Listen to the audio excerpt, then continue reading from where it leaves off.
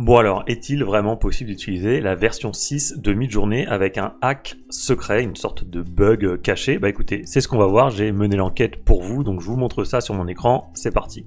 Alors je sais pas si vous avez suivi, mais il y a une espèce de rumeur qui tourne sur Twitter qui dit que avec un bug, une sorte de hack, il serait possible d'utiliser une nouvelle version de Midjourney, un algorithme différent. Alors certains parlent de la version 6, il y en a d'autres qui parlent de version 5.3, certains parlent de version 5.2.b, enfin bref. Donc je vous montre le truc, il y a plusieurs influenceurs qui en ont parlé. Lui par exemple, alors c'est pas non plus des mecs inconnus, je veux dire, lui il a plus de 59 000 abonnés, il y en a d'autres, vous allez voir, et lui par exemple il dit, je crois que c'est celui-là qui a lancé le mouvement entre guillemets, je pense avoir trouvé un glitch que l'on peut exploiter sur Midjourney pour activer une sorte de modèle secret, donc un algorithme secret, et il nous explique comment faire. Ça a été repris également par un autre influenceur ou une autre influenceuse, je ne sais pas, idem avec plus de 26 000 abonnés, je vous dis c'est quelque chose qui a fait le tour un petit peu, et ici notamment lui aussi Andrew avec plus de 118 000 abonnés qui nous dit peut-être une version 5.3 ou une version 6 alpha. Donc comment ça marche, qu'est-ce que c'est que cette histoire? Et bien en fait c'est tout simple, le secret pour débloquer cette espèce de version 6 alpha, ça serait en fait de faire de l'inpainting avec une technique très simple que je vais vous montrer tout de suite. Donc on va faire quelques tests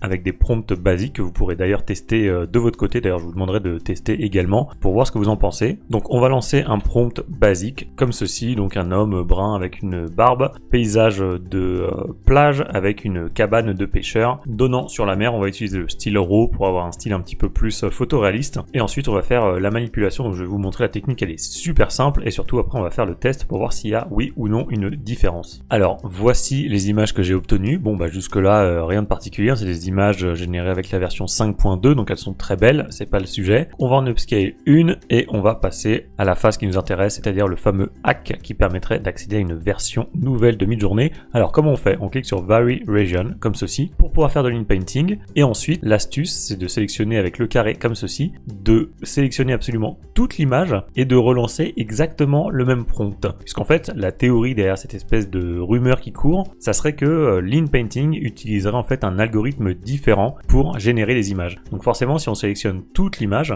et bien Midjourney va nous générer une nouvelle création, une nouvelle image, mais générée avec un algorithme différent. Donc on va lancer le truc et on verra bien la différence, s'il y en a une ou non. Et donc en fait c'est ça, c'est pour ça que je vous dis que vous pouvez le tester facilement chez vous, puisque en fait il suffit de faire juste de l'inpainting et normalement vous êtes censé débloquer quelque chose de différent. Donc on va tester ça. Voilà, donc là on a la nouvelle grille d'images qui s'est générée avec cette technique d'inpainting, donc on va voir ce que ça donne. Et voici les nouvelles images. Donc effectivement là en haut il n'y a aucun doute, il y a bien un style qui est différent. Pourtant on a bien utilisé le style RAW qui habituellement donne des images photoréalistes, et en dessous, alors on les a ces fameuses images photoréalistes, mais est-ce qu'on peut dire qu'il y a eu une nouveauté? Par exemple on va upscale celle-là en bas à gauche, elle est très jolie, et on va faire la comparaison avec l'autre de tout à l'heure. Voilà, donc ça c'est la première image qu'on a générée avec la version 5.2, et ça c'est l'image générée après avoir utilisé la technique, le fameux hack. Alors qu'est-ce que ça vaut?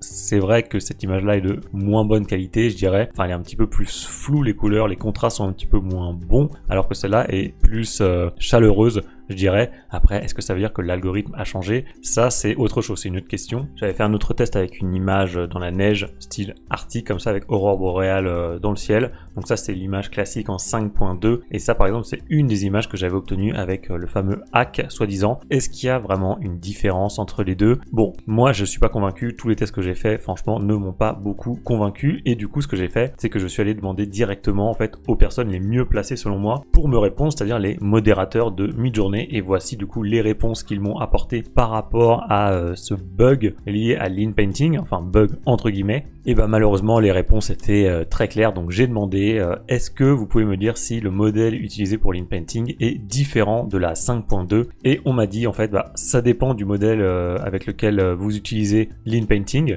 à moins que vous spécifiez quelque chose d'autre. Normalement c'est exactement le même modèle qui est utilisé, donc si vous faites de l'inpainting avec la 5.2, et bien vous aurez un résultat en 5.2. 5.2. Et après, c'est ça la deuxième question que j'ai posée. Donc, il n'y a pas de nouveau modèle qui pourrait correspondre par exemple à la 5.3 ou à la 5.2b. Et on m'a dit non. Donc ça, c'était juste un avis déjà d'un modérateur. J'ai eu également l'avis d'autres modérateurs en français cette fois-ci. Donc, je posais la question et on m'a dit c'est ce qu'on appelle du bullshit. Donc voilà, ça c'est clair. J'ai répondu également mes tests perso ne sont pas très concluants, mais apparemment plusieurs personnes confirmeraient que David, donc David Hall, c'est le fondateur de Midjourney, en a parlé lors du dernier Office Hour, ou alors ils ont mal interprété. Donc un autre modérateur m'a encore répondu en disant ils ont mal interprété effectivement, et encore une autre personne m'a dit nouveau mode dans Discord, pas nouveau modèle. Donc les gens auraient surinterprété en comprenant qu'il y avait un nouveau modèle sur Midjourney, donc sous-entendu un nouvel algorithme, alors qu'en fait c'était juste un nouveau mode dans Discord. Du coup, bah en fait on est sur un énorme fake, on est sur un énorme bullshit a priori. Du coup, bah non, la version 6 n'est pas disponible, la version 5.3 non plus, et tout ça, et bah malheureusement c'était du fake, mais c'était important d'en parler parce que bah en fait il y avait beaucoup de gens qui ont cru et surtout qui se sont convaincus que c'était différent. Par exemple ici vous voyez there is definitely more detail, et